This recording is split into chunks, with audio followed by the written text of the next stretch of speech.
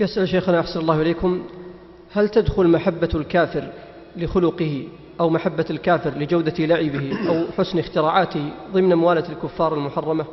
لا شك،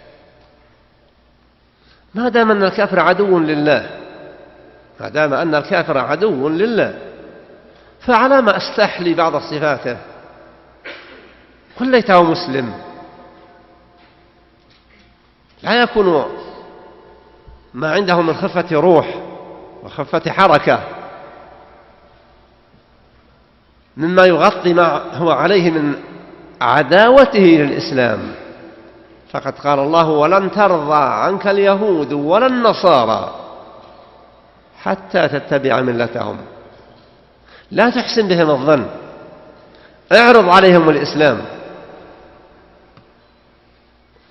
ستجد عند العرض أن ذلك الخلق اللطيف يتغير